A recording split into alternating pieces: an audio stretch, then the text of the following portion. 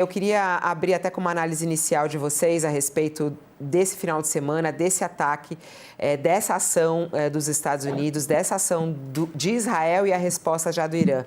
Começo com você, Josias. O que significa mais esse conflito? O que estamos vivendo neste momento e para onde vamos? Estamos vivendo num pântano, né? E nos espera o imponderável. O Trump, com essa exibição de força que ele faz no Irã, ele, na verdade, Fabiola, expõe uma fraqueza doméstica do governo dele, né? A história mostra que os presidentes americanos costumam considerar que a melhor maneira de unir a nação em seu apoio é mandar bombardear um país estrangeiro sem a formalidade de uma autorização do Congresso, né? E o Trump, ao ordenar esse ataque ao Irã, ele adotou essa estratégia muito comum na história dos Estados Unidos, fez isso no pressuposto de que vai conseguir dissolver, com esse ataque ilegal, vai conseguir dissolver as divisões domésticas que ameaçam a precária maioria do governo dele no legislativo nas eleições de novembro. Então fez essa incursão contra o Irã, em parceria com Israel, e esse movimento, Fabíola, para que a gente compreenda a motivação política do Trump, ele chega nas pegadas daquele movimento interno nos Estados Unidos que levou milhares de pessoas às ruas para protestar contra a milícia anti-imigrantes em que se converteu o ICE, o Serviço de Controle de Imigração nos Estados Unidos. Chega também nas pegadas daquela paulada que a Suprema Corte deu no Trump ao declarar a ilegalidade da política tarifária da Casa Branca, né? Então, combinando-se a carestia interna com esses reveses, tudo isso potencializou uma divisão interna dos Estados Unidos.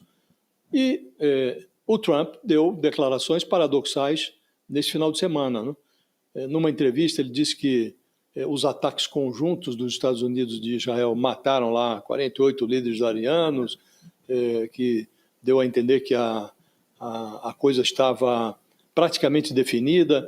Numa outra entrevista, ele piscou para o Ayatollah Alireza Arafi, horas depois dele ter sido proclamado líder supremo do Irã. Então, diz que eles querem conversar, então eu concordei em falar com eles. Ocorre que Teherã está dizendo o oposto, né, que não quer conversa com o Trump. Então, o Trump, Fabiola, nesse final de semana, ele expôs uma disposição de fazer o que nenhum outro presidente americano jamais esteve disposto a fazer desde a queda do Shah do Irã em 1979. Se ele fracassar, o que não é uma possibilidade descartável, que pode enfraquecer o regime, mas talvez não derrube, e de resto está desorganizando ali a situação no Oriente Médio, ele já sabe em quem colocar a culpa. Ele estimulou a sociedade iraniana a assumir as rédeas do seu próprio destino, disse quando terminarmos, assumam o seu governo, ele será seu, essa vai ser provavelmente a sua única chance em gerações de tomar conta do seu país. Ou seja, se o Trump for fracassado nessa incursão militar, ele vai terceirizar o fracasso à incapacidade de uma sociedade desarmada de reagir contra a teocracia que não hesita em massacrar o seu próprio povo para se manter no poder, para sufocar protestos que começaram lá em dezembro e se intensificaram no mês passado, em janeiro. O regime iraniano executou dezenas de milhares de manifestantes, né? Então, o Trump tenta fazer, sem colocar soldados em território iraniano, mais ou menos o que fez na Venezuela, só que o Irã não é a Venezuela e a tarefa será mais difícil, Fabiola. É muito louco, né, o professor Schneider aqui conosco. Eu queria também trazer essa angústia que todo mundo sente ao ver essa notícia, né? E o que vai ser daqui para frente? A gente sabe pouco, né, do poder de cada um nessa história. Às vezes a gente sabe um pouco mais de uns ou de outros, né? Mas o que significa mais esse conflito? Muita gente tem falado aqui, será que estamos a caminho da Terceira Guerra Mundial? É para pensar isso, professor? Não, eu acho que não. O que eu acho que é para pensar que nós vamos ter um momento, talvez, de instabilidade, né?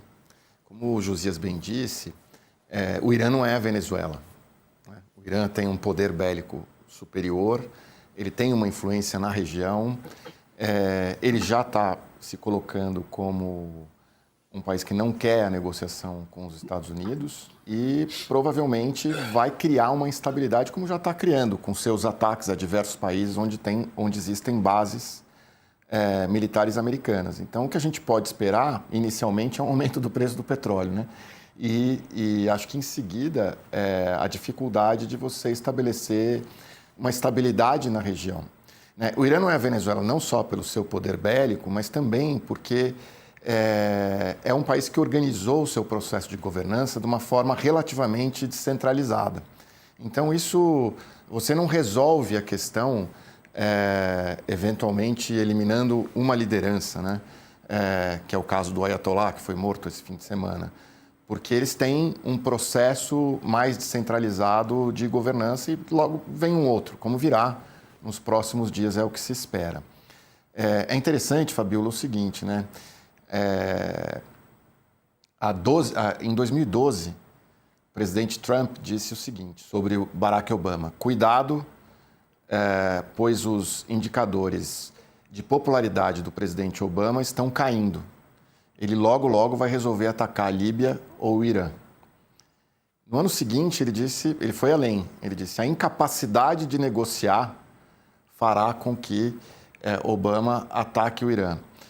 Então, uma liderança tão imprevisível e que tem atuado para destruir tudo o que foi construído ao longo de anos no pós-guerra em relação ao multilateralismo, do ponto de vista econômico, do ponto de vista geopolítico, é bastante perigosa, né?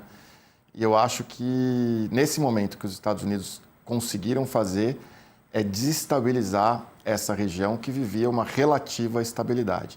Isso não quer dizer que a gente deva concordar com um regime que oprime as mulheres, a população LGBTQIA+, que oprime os cidadãos, que não podem se manifestar há quase 50 anos, enfim, que não é uma democracia, é uma teocracia. Isso não quer dizer que a gente concorde com esse regime, mas quer dizer que a gente também não deve concordar que a gente tenha um juiz único no mundo que quebre todas as regras que o mundo, a duras penas, construiu ao longo de anos.